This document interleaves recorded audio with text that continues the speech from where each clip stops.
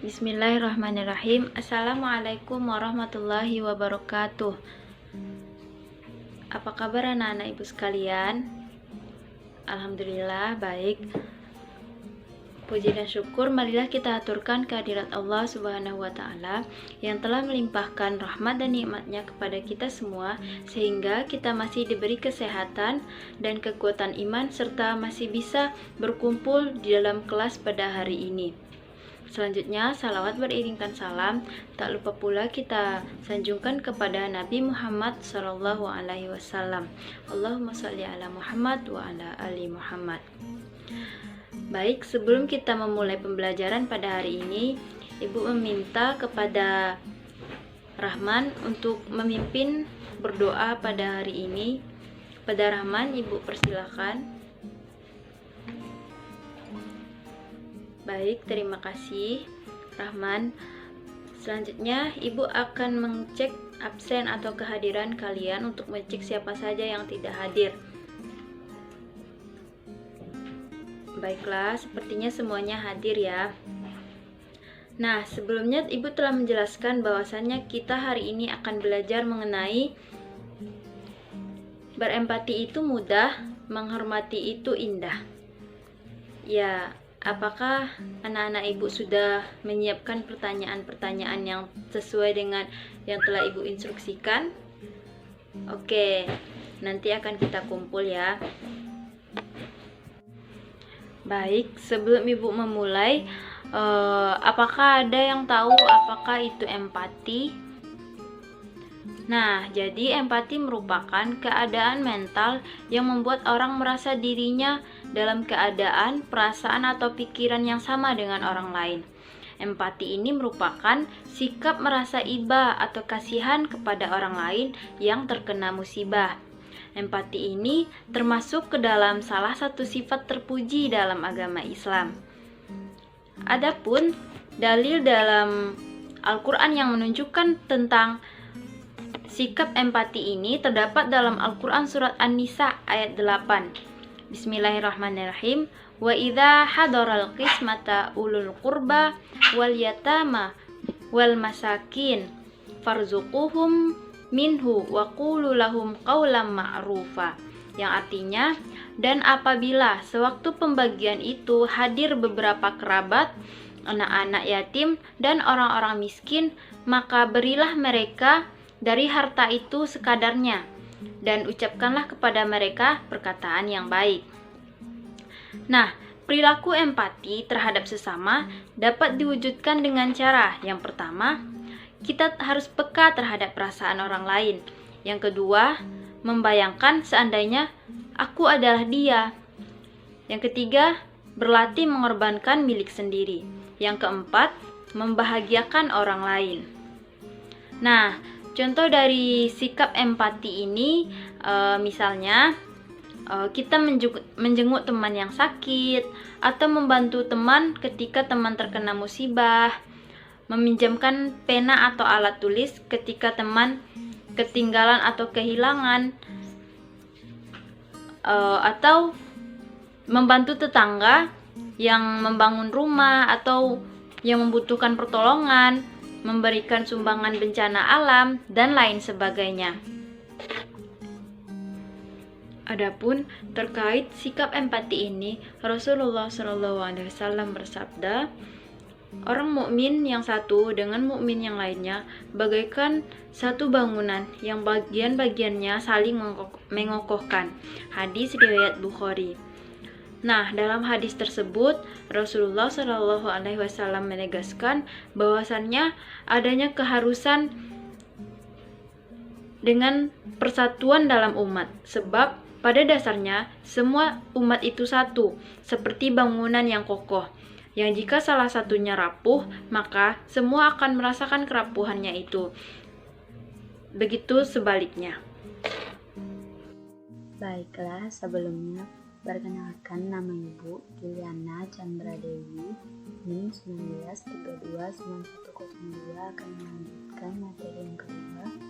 Ibu akan memaparkan materi yang kedua nih, judulnya mari menghormati orang tua kita. Nah, anak-anak Ibu, ada nggak yang tahu gimana cara kita Baik, Zahara, bagus jawabannya ya. Cara kita menghormati kedua orang tua kita itu dengan cara kita berbuat baik kepadanya. Kenapa kita harus berbuat baik kepada kedua orang tua kita? Anak-anak ibu ada yang tahu? Masya Allah, pintarnya Rehan. Jadi benar kata Rehan, kenapa kita harus berbuat baik sama orang tua kita? Karena kedua orang tua kita itu sudah membesarkan kita, sudah menyayangi kita, meluangkan waktunya, mengeluarkan keringatnya untuk membesarkan kita, untuk mendidik kita, untuk mengusahakan sesuatu yang terbaik untuk anak-anaknya. Jadi kita sebagai anak membalas jasa kedua orang tua dengan cara berbuat baik, walaupun tidak akan terbalas jasanya karena saking banyaknya. Seperti ibu sudah bertaruh nyawa untuk kita, kemudian menyusui kita, dan ayah juga sudah banting tulang untuk membesarkan kita. Walaupun kita tidak bisa membalas penuhnya, tapi kita bisa mengusahakannya ya. Kemudian dalilnya ada. Kemudian gimana nih cara menghormati orang tua? Ada yang tahu? Masya Allah, Yusuf pintar ya. Iya, dengan cara banyak caranya seperti yang dipaparkan Yusuf tadi. Nah, salah satunya itu kita yaitu memperlakukan dengan sopan dan hormat. Kita kalau bicara lemah lembut, jangan kasar. Kemudian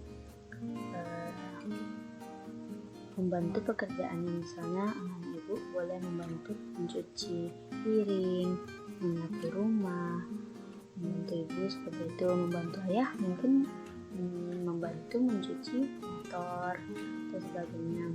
Lalu mengikuti nasihat-nasihat dari kedua orang tua kita yang baik-baik, karena kedua orang tua kita itu mengharapkan kebaikan kita, jadi kebaikan untuk kita. Jadi anak-anak ibu harus patuh terhadap nasihat-nasihat baik yang disampaikan orang tua anak-anak ibu. Kemudian membahagiakan keduanya. Nah, ada yang tahu nggak nih gimana cara membahagiakan keduanya? Masya Allah, Rehan pintar ya Rehan. Ya, dengan cara salah satunya belajar. Karena kalau kita belajar, orang tua kita akan bangga kepada kita, akan senang anaknya rajin menuntut ilmu. Kemudian ada nggak di sini anak-anak ibu yang orang tuanya sudah meninggal dunia? Itu cara berbaktinya ada juga caranya. Yang pertama yaitu anak-anak ibu selalu kirimkan doa. Di antara doanya itu adalah Allahumma khfirli wa liwalidayya warhamhuma kama rabbayani shaghira. Jadi itu artinya, ya Allah, ampunilah aku dan kedua orang tuaku dan rahmatilah mereka sebagaimana keduanya telah memeliharaku pada waktu kecil. Kemudian anak-anak ibu bisa melaksanakan wasiatnya sebelum orang tua anak-anak ibu meninggal, mungkin ada wasiatnya boleh dilaksanakan. Kemudian menyambung silaturahmi sama teman-teman dari kedua orang tua anak-anak ibu yang sudah meninggal. Misalnya seorang ayah dari anak-anak ibu sudah meninggal, terus dia mempunyai teman. Nah, temannya itu paman tersebut boleh anak-anak ibu sapa dan tegur ketika bertemu. Itu namanya menyambung silaturahmi. Lalu menjaga nama baik dari kedua orang tua. Kalau anak-anak ibu ada yang sudah meninggal orang tuanya, tetap jaga nama baik kedua orang tua kita untuk selalu bersikap baik, berperilaku baik, selalu menuntut ilmu, dan menjadi bermanfaat bagi sesama. Baiklah, itu materi yang bisa ibu sampaikan. Terima kasih, mohon maaf bila ada kata yang salah. Baiklah, saya Imelda Yuni, NIM 19329164, akan menjelaskan materi selanjutnya, yaitu tentang mari menghormati guru. Nah, anak-anak ibu sekalian, kita harus harus berbuat baik atau berbakti kepada orang tua. Jadi kita juga diperintahkan untuk berbuat baik atau berbakti kepada guru. Gurulah yang telah mendidik dan mengajarkan ilmu kepada kita. Sebagai pendidik, guru membentuk kita menjadi manusia yang beriman, mengerti baik dan buruk, berbudi pekerti luhur, dan menjadi orang yang bertanggung jawab, baik kepada diri sendiri, masyarakat, bangsa, maupun negara. Gurulah yang menjadikan kita orang yang pandai dan memahami ilmu pengetahuan. Dengan demikian, kita akan memperoleh kedudukan yang tinggi di hadapan Allah Subhanahu wa Ta'ala. Sebagaimana firman Allah dalam surat Al-Mujadalah ayat 11 yang artinya, Allah akan meninggikan orang-orang yang beriman di antara kamu dan orang-orang yang berilmu pengetahuan beberapa derajat. Nah, cara kita berbakti kepada guru antara lain dengan bersikap: pertama, mengucapkan salam apabila bertemu; yang kedua, memperhatikan apabila diajak bicara di dalam dan di luar kelas; yang ketiga, rendah hati, sopan, dan menghargai; yang keempat, melaksanakan nasihatnya; yang kelima, melaksanakan tugas karena belajar dengan ikhlas. Baik, sekarang Ibu datang untuk menagih tugas. Gimana anak-anak Ibu? Udah selesai tugasnya kan? Nah, seperti kemarin minggu yang lalu Ibu udah ngasih kertas ya.